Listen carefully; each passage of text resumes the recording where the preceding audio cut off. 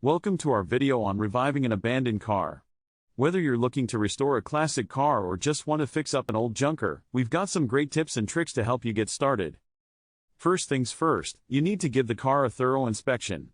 Check for rust, damage, and any missing parts. Take lots of pictures so you can reference them later. Once you've assessed the damage, it's time to start cleaning. Give the car a good wash with soap and water, making sure to get into all the nooks and crannies. Next, remove any parts that need to be replaced or repaired. That could include anything from the engine to the interior. If you're not sure how to do this, don't be afraid to consult a professional. With the parts out of the car, it's time to get to work. Clean all the parts as best you can and assess which ones need to be replaced. You can often find replacement parts online or at local auto shops. Now it's time to start reassembling the car. Start with the parts that need to go back in first, like the engine and transmission. Then move on to the interior and exterior parts.